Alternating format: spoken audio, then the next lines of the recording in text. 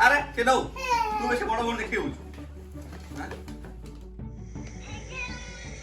तो कपड़ा आछन। नमस्कार जय जगन्नाथ।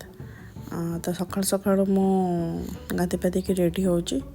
तो जिते मु उठीली तो देखी आपण भिडियो जस्ट आरंभ हबार देखुवे पुआ को नेबुलाइजेशन दिया कारण कुहुड़ी बहुत पड़ी था कुहुड़ी पड़ू पुआ देह टिके खराब होता कारण पुअर टिके ठंडा अच्छी माने श्वास प्रोब्लेम अच्छी। तो कुहुड़ी तक आम ठंडारू बहुत ये रखू तथापि किसी ना किसी कि मिस्टेक हो जाऊँगी जमती कि बाहर को ताको किए ना किए गोटे टे नहीं जाऊँ आम जिते भितर रखिले भी घर भितर से रोनी। ये मोटे गाधे पाधे कि मोर गाधे सारे पर जानते तो झील मैंने टिके कि जहाँ भी मॉइस्चराइजर वगैरह न लगेले टिके मैंने भल लगे जेहेतु शीत दिन मुँह टिके बहुत माने जो मन ड्राए स्किन थाए मो तो कॉम्बिनेशन स्किन ना ड्राए ना ऑयली नॉर्मल भी कहया गले भी नुह मोर मतलब कि सब प्रकार मो स्किन। तो ये मॉइस्चराइजर आ लिप बाम लगाऊँ और बॉडी लोशन लगे जीवी तलू गले मैं ब्रेकफास्ट करी। तो चलतु आज दिन स्टार्ट करवा।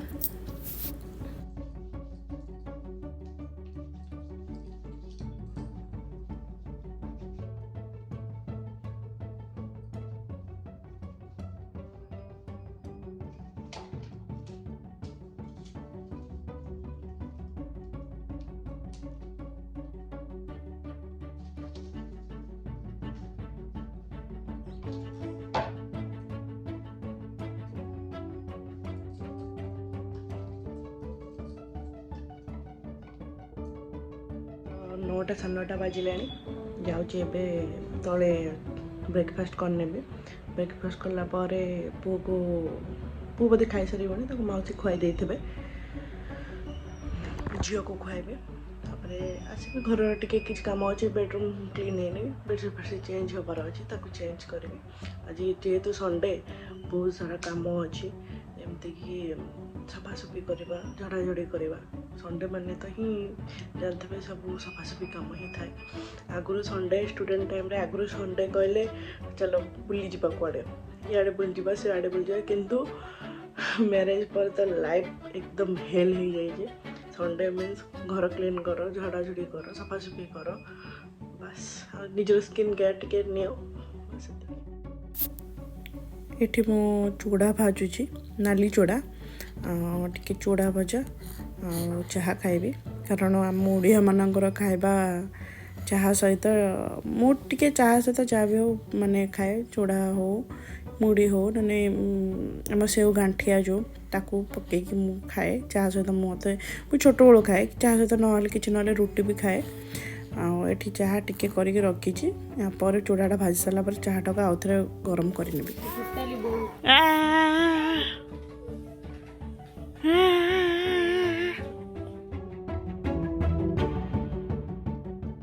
एठी हमर चुली रे देसी चिकेन होची घरे भात भी हो सारा घरे से साधा तरकारी टिके होची। तो आज जेहेतु संडे मोर माछ होईची आ देसी चिकेन भी होईची खाइला पर जना पड़े टेस्ट केमती है।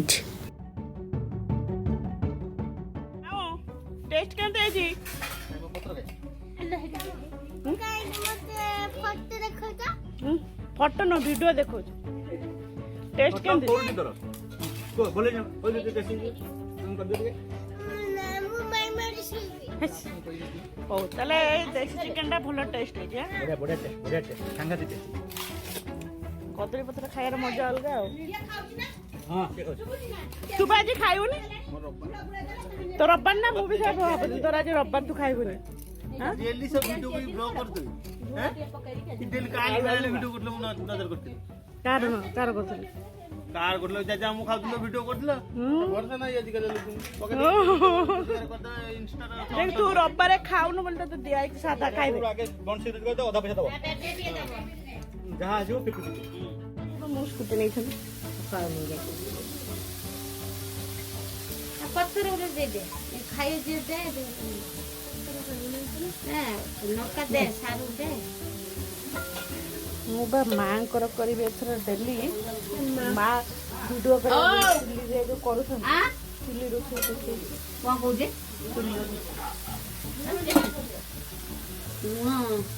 ଇଏ କ'ଣ ଖଟା ନା ମିଠା? ଓ ବାପା ଆଣିଥିଲେ ଯେଉଁ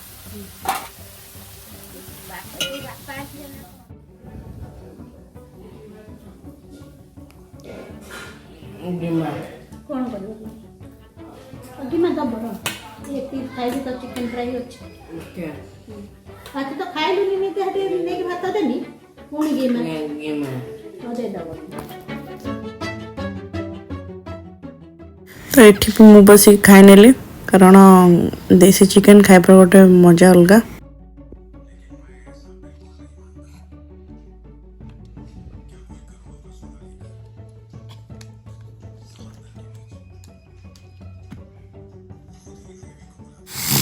ଦ୍ୱିପହରେ ଖାଇସାରିଲା ପରେ ଝିଅ ତାର ଶୋଇପଡ଼ିଛି, ପୁଅ ମୋର ଏଠି ବସିକି ଖେଳୁଛି।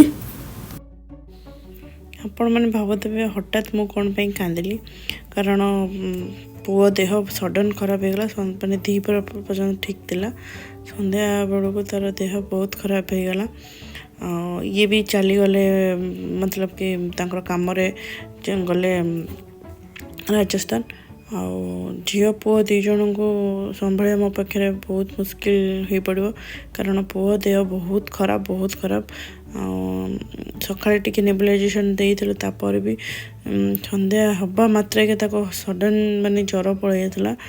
ଆଉ ଯେତେ ଯାହା ହେଲେ ବି ଜାଣିଥିବେ ମା' ମନ କେବେ ବି ମନ ମାନିବନି, କାରଣ ପିଲା ଦେହ ଖରାପ ହେଲେ କେମିତି ଲାଗେ ସେଇଟା କେବଳ ମା' ମାନେ ହିଁ ବୁଝିପାରିବେ।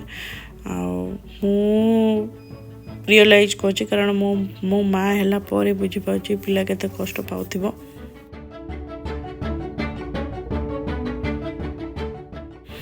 ଏବେ ଟିକେ ମୁଁ କଫି ପିଉଛି, କାରଣ ପୁଅକୁ ମେଡ଼ିସିନ ଦେଇକି ଶୁଆଇ ଦେଇଛି ଆଉ ବାନ୍ତି ବି ବହୁତ କରିଥିଲା ସେ। ତ ଏଠି ମୁଁ କଫି ପିଉଛି ତାକୁ ଜଗିଛି ବି, କାରଣ ଯଦି ମୁଁ ପଳେଇବି ସେ ସଡନ୍ ଉଠିଯିବ। ଟିକେ ବି ରିଲାକ୍ସ ଲାଗୁଛି, କାରଣ ସେ ଶୋଇଛି ଯାହା ବି ହଉ, ନହେଲେ ବହୁତ କାନ୍ଦୁଥିଲା। ତ ଏଇ ଟାଇମ୍ରେ ମୋ କଫି ପିଆ ସରିଗଲା। ତ ଯେହେତୁ ପୁଅ ଦେହ ଭଲ ନାହିଁ, ତ ଆଜି ଏଇଠି ମୁଁ ଏଣ୍ଡ କରୁଛି ମୋ ଭିଡ଼ିଓଟା। ଆଉ ଯଦି ଭଲ ଲାଗିଥିବ ଲାଇକ୍ କରିବେ, ସେୟାର କରିବେ, ସବସ୍କ୍ରାଇବ୍ କରିବେ। ରହୁଛି।